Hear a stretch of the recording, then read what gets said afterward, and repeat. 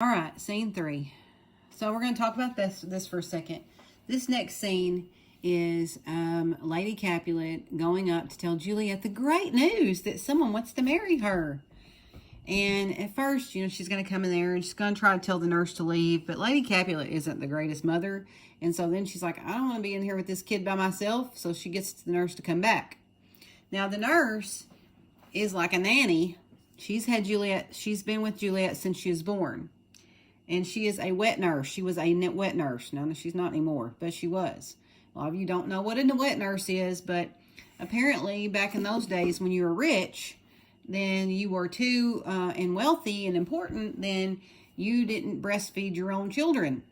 You found a woman who had recently lost a child or had just finished nursing a child and still produced milk, and they would breastfeed your kid for you. So that's what the nurse did. She breastfed Juliet because she lost her daughter, Susan.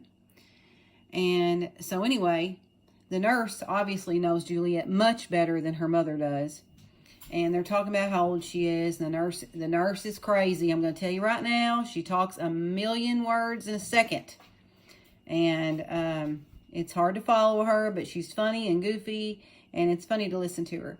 And so she's going to talk about how old Juliet is, and then she's going to talk about when she weaned her from the breast, that she had, and it's kind of like whenever someone maybe tried to take your passy or your bottle away, they may have put something like hot sauce or something on it to make it where you didn't want it anymore. And I know y'all freak out, you want to talk about that kind of stuff, but that's what she did. She's talking about that and laughing about Juliet.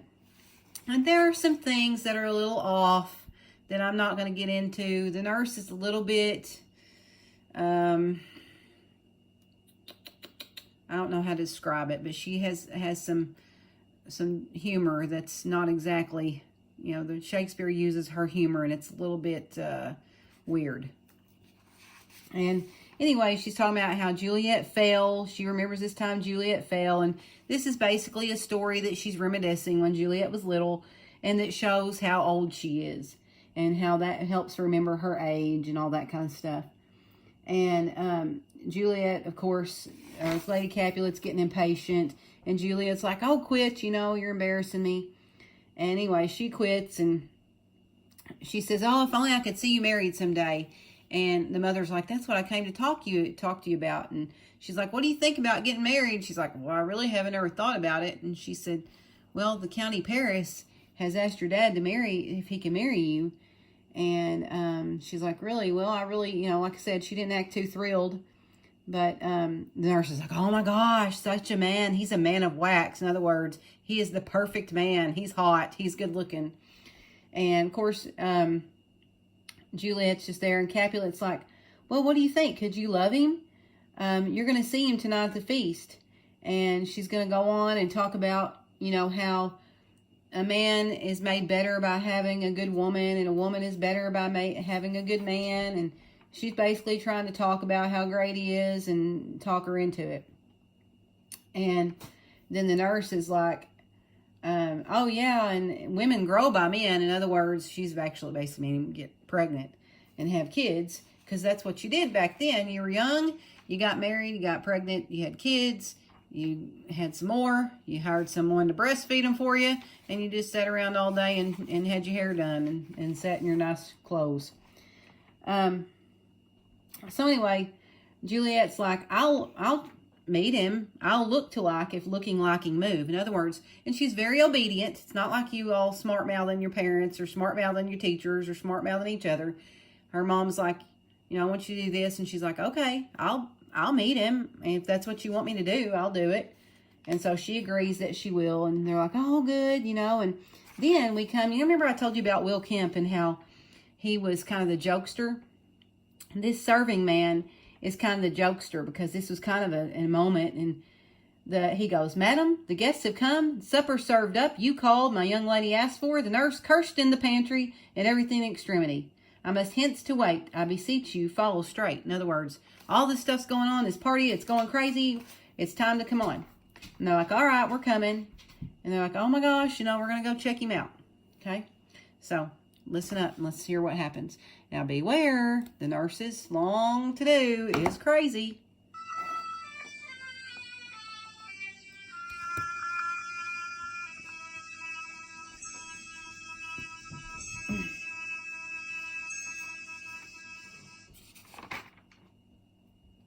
Nurse, where's my daughter? Call her forth to me. Sorry, Now, by my Cat's wanting to maiden, as a read. 12-year-old, I've had her come. What lamb? What ladybird? God forbid. Where's this girl? What, Juliet? Oh, now who called? Your mother? Madam, I'm here. What is your will? This is the matter. Nurse, give leave a while. We must talk in secret. Oh. Nurse, come back again. I have remembered me down here, Star Council.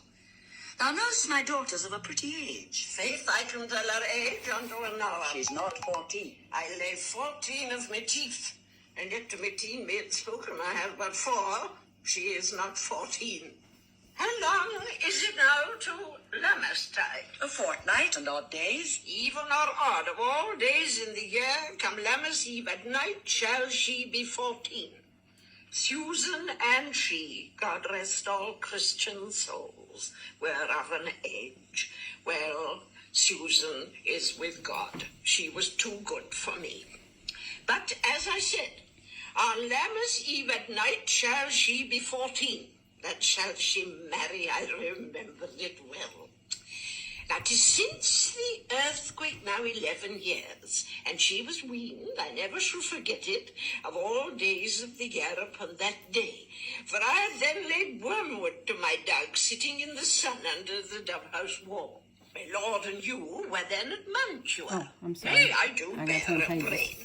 But as I said, when it did taste the wormwood on the nipple of my dog and felt it bitter, pretty fool, to see it touch it and fall out with the dog. Shake, quoth the dove-house, 'twas no need I trow to bid me trudge.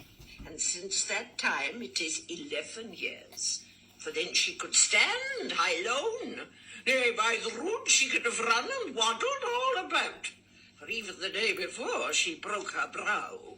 And then my husband, God, with his soul he was a merry man, took up the child. Yea, quoth he, dost thou fall upon thy face? Thou wilt fall backward when thou hast more wit. Wilt thou not, Jewel? And by my holiday the pretty wretch left crying and said, Aye, to see how I a mean, jest yes. shall come about. I warrant, and I should live 1,000 years, I never should forget it.